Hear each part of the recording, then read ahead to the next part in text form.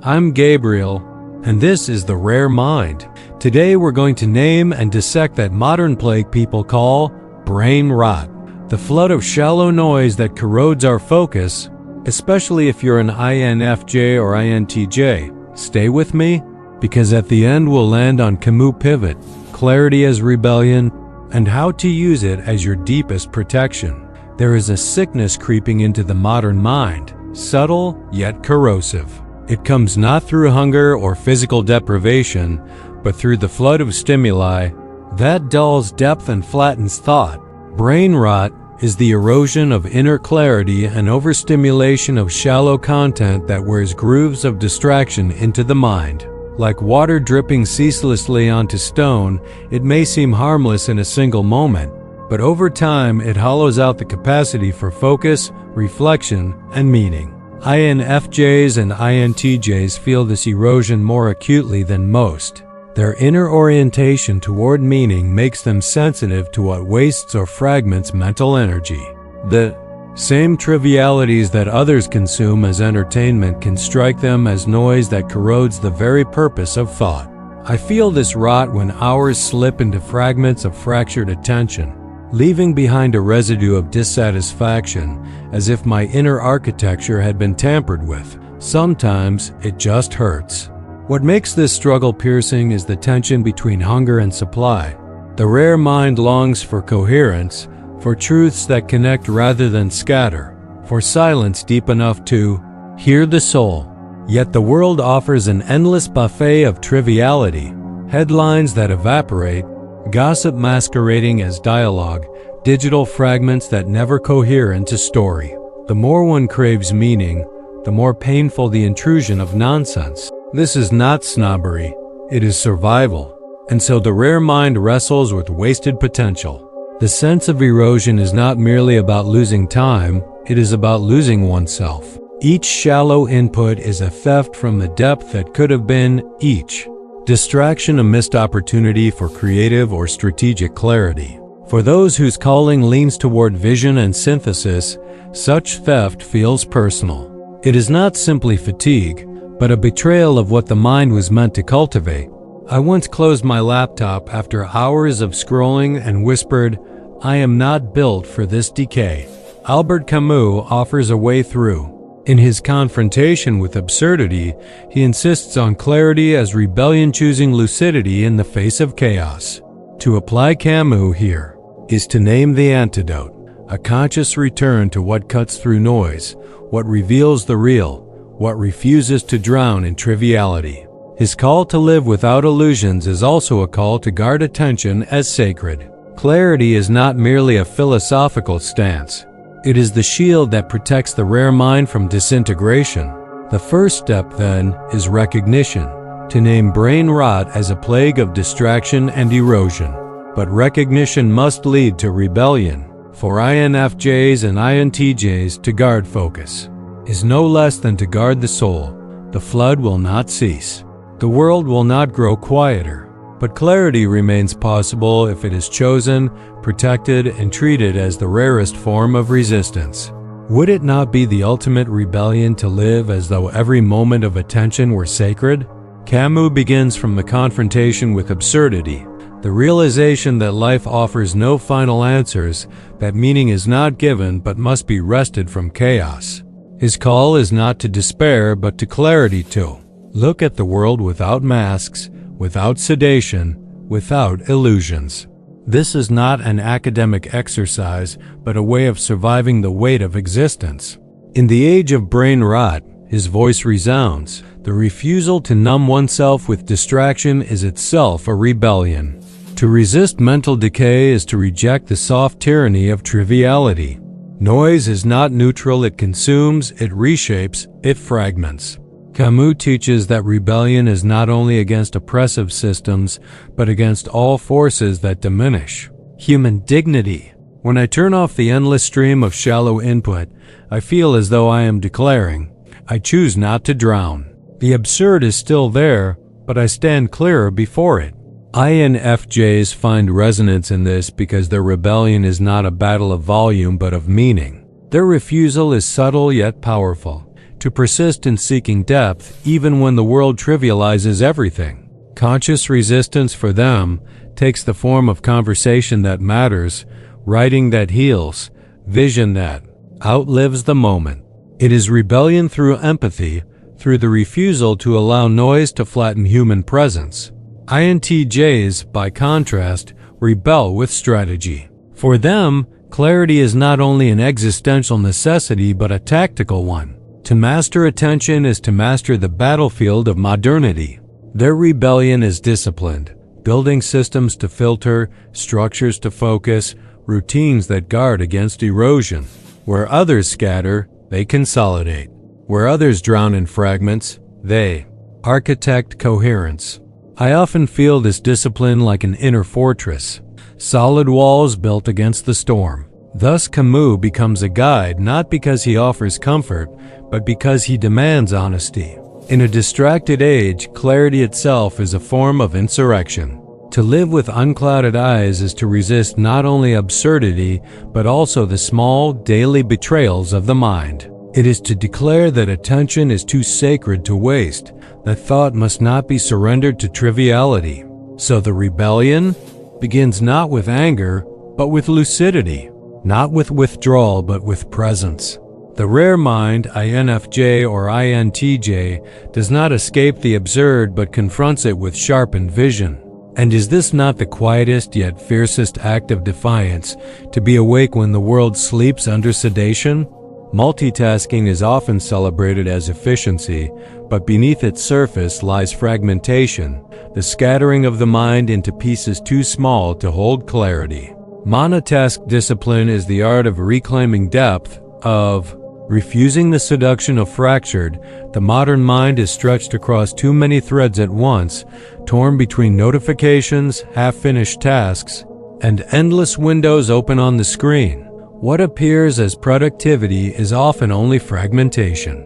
Monotask discipline is a rebellion against this scattering. To focus on one thing fully, deeply, without escape, is to restore gravity to thought. It is not efficiency alone, but integrity, the refusal to live in pieces. For INFJs, this discipline restores the lost dimension of depth. Their natural creativity and empathy require immersion, not diffusion. When an INFJ devotes full attention to writing, to listening, or to symbolic work, the scattered fragments gather into coherence again. In monotasking, their inner music resurfaces. I have felt this return in my own work. When I close every other window and let the silence press around one single task, clarity comes back like a tide. For INTJs, monotask discipline is not simply a return to presence but a sharpening of strategy. Their strength lies in designing outcomes, building structures, and directing energy toward long-range goals.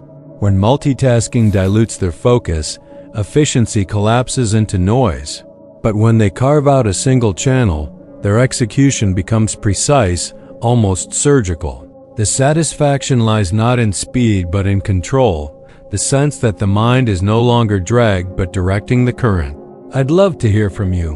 Which of these protections speaks to your own struggle? Is it the silence chamber, or maybe the shift from scrolling to creating? Drop it in the comments, and let's turn this space into a lab of rare minds trading tools. Monotasking guards against mental scattering in a digital age where attention is the most fragile resource. It trains the mind to hold its ground, to resist the addictive pull of fragmentation. In this sense, it is not only a habit but a form of rebellion. Camus spoke of clarity as an act of defiance. Here, too, monotask is to say, I will not let chaos dictate the rhythm of my thought. Sometimes the smallest refusal carries the greatest force. The practice is simple, though rarely easy. Choose one task, protect it, immerse yourself fully until the cycle is complete. Feel the resistance of distraction and let it pass without yielding. The discipline is less about productivity than about integrity of attention. And is this not the quiet beginning of freedom to be fully present with one thing, and therefore fully present with oneself? Silence is not the absence of sound but the presence of space. In a culture that demands constant reaction, curated silence functions as an intentional reset, an interval where the mind remembers itself. It is not the silence of emptiness but of clearing, like the pause in music that allows the next note to matter. Without it, thought decays into endless reverberation. INFJs use silence as a wellspring of empathy, to listen inwardly before listening. Outwardly is their way of restoring balance. In silence, they recover the capacity to feel without drowning in the emotions of others. For them, curated silence is like a sanctuary, the room dimly lit, a single candle burning, no voice but the inner one. I recall sitting in such stillness, hearing nothing but the slow hum of the refrigerator, and realizing how starved I had been for quiet. INTJs, on the other hand, treat silence as a laboratory. It is the chamber where strategies are born, where patterns are discerned without interference. Noise interrupts architecture. Silence refines it. In their protected stillness, the blueprint of future systems takes shape. Their clarity is not emotional renewal but structural mastery, a sharpening of lines that distraction would blur. Sometimes, their silence feels almost metallic clean, precise, deliberate.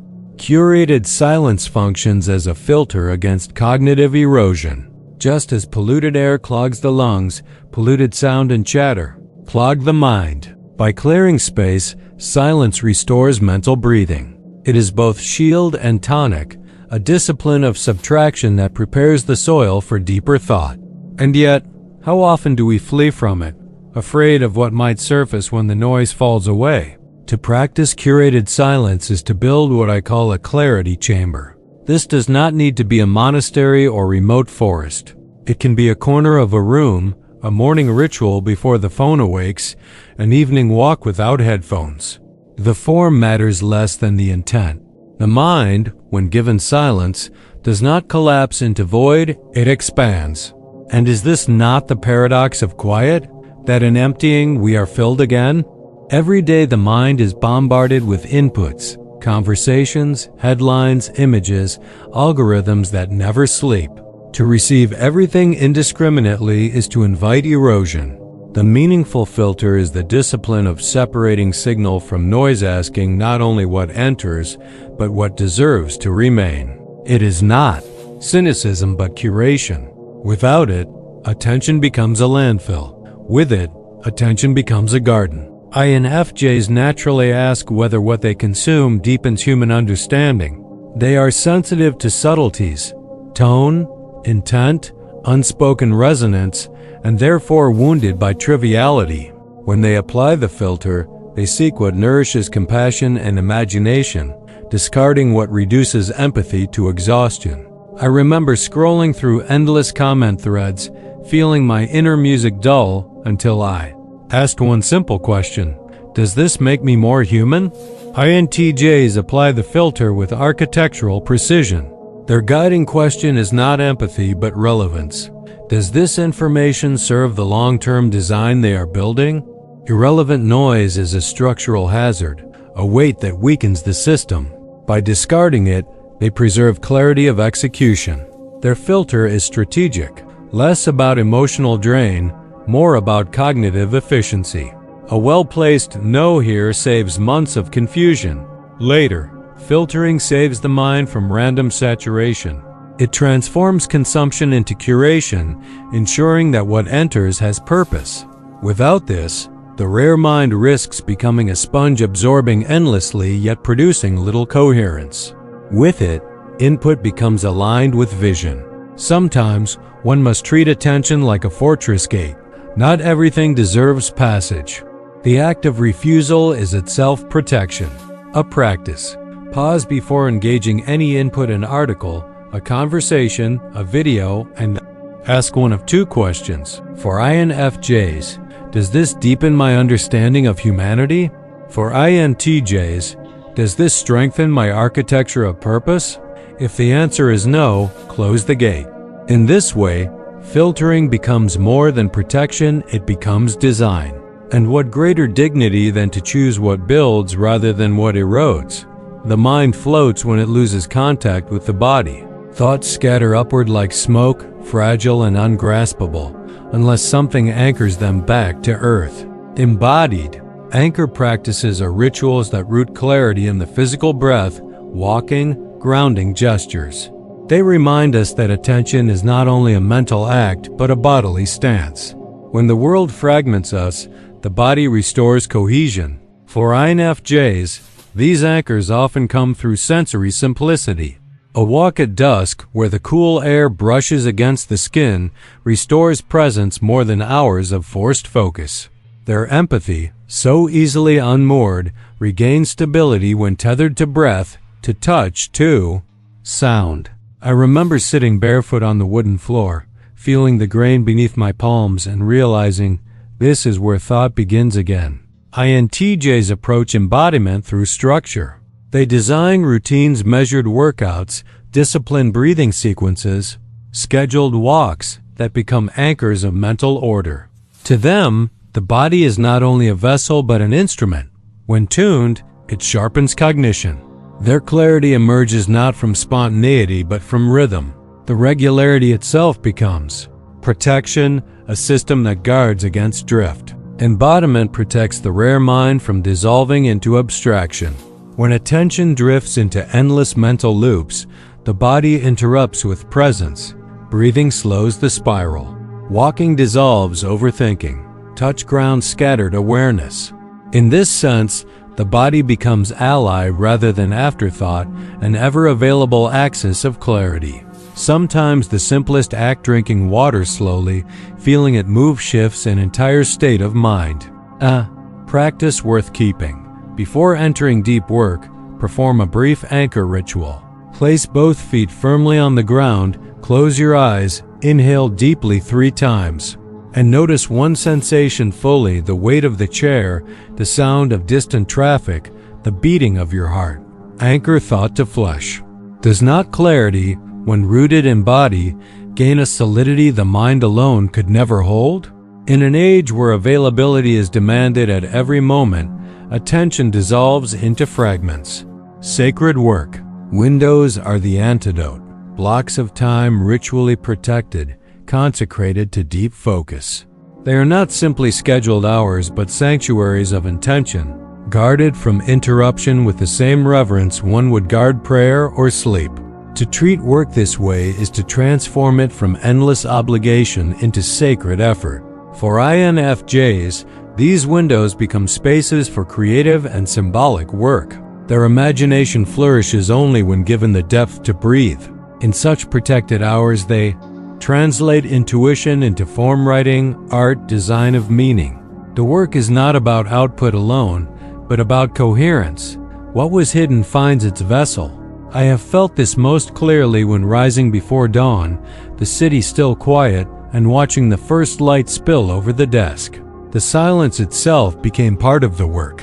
When I describe brain rot as the erosion of your cognitive potential, did it hit close to home? If that picture made sense to you, signal it by tapping like right now. That way I know this rare mind conversation matters, and I'll keep bringing more practical shields like monotask discipline and curated silence. For INTJs, sacred windows are battlegrounds for planning, problem solving, and execution. Their strength lies in strategy, and strategy requires unbroken concentration. These windows allow them to move from abstraction to architecture, from idea to system. Interruptions here are not mere annoyances, they are breaches in the fortress. Protecting the window is protecting the integrity of the entire design. Ritualizing these hours transforms attention into something more than a tool. It becomes devotion. To work with consecrated focus is to acknowledge that what we build with our minds carries weight, that our vision deserves protection from erosion. In these windows, distractions are not just inconvenient, they are profane. The practice is simple yet demanding. Choose hours that align with your inner rhythm, mark them as untouchable, and defend them fiercely. Turn off devices, silence doors, declare yourself unavailable. Let those who demand constant access learn that absence too can be sacred. And is there not a strange power in saying, "This hour belongs to vision, and nothing else shall enter"? The rare mind cannot afford to swallow everything. To consume without discrimination is to corrode empathy and to drown logic. Selective inputs are the discipline of radical curation, choosing with care which voices, stories, and data are allowed to enter. Not everything deserves a place in the inner hall. In an age of noise, selection is strength, not deprivation. For INFJs, this selectivity protects the well of empathy. Constant exposure to tragedy, endless emotional appeals, or the ceaseless turbulence of other people's dramas can erode their ability to care meaningfully. By saying no to some inputs, they preserve the depth of their yes. They learn that their compassion does not have to be endlessly available. I recall the relief I felt the day I muted a stream of news updates. Suddenly I could breathe, and I had energy again to truly care. For INTJs, selective inputs guard the clarity of reason. Their strength lies in building frameworks, but irrelevant data corrodes efficiency. Gossip, cluttered news feeds, trivial debates, these dilute the architecture of focus. Their refusal is not aloofness but precision. They guard the gates of cognition with strategy, allowing only what strengthens the blueprint. What looks like detachment is often devotion to coherence. Here the wisdom of Stoicism becomes vital. To accept limits, to acknowledge that one cannot engage every demand or absorb every fragment. Saying no becomes a practice of dignity. Limits are not weakness but boundary, not poverty but protection. The rare mind must remember, it cannot be everything to everyone without becoming nothing to itself. The practice is a dual rule. First, curate inputs with radical honesty, ask whether they deepen empathy for INFJ or strengthen architecture for INTJ. Second, practice stoic refusal, say no without apology, embrace limits without shame. In doing so, clarity is preserved. And what greater rebellion in a world of endless consumption than to choose restraint as freedom? Consumption without creation slowly hollows the mind. To endlessly scroll, watch, and absorb without giving birth to something of one's own is to surrender dignity to passivity. Creation is the antidote, the act of shaping, meaning rather than being shaped by noise. It restores balance, reclaiming the mind's role as maker instead of sponge. In creation, the rare mind remembers its power. For INFJs, creation often takes the form of art, writing, or symbolic expression. Their rebellion is in weaving meaning into forms that outlive the moment. A poem, a journal entry, even a conversation that carries depth, all are ways of transforming inner vision into outer presence.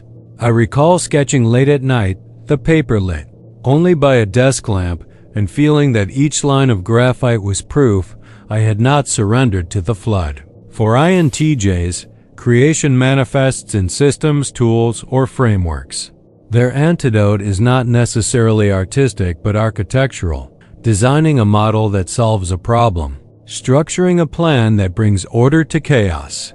Where INFJs pour vision into beauty, INTJs pour vision into design. Both acts reclaim agency. Both resist the corrosion of mindless intake. Sometimes even a simple spreadsheet, for an INTJ, is a quiet fortress against decay.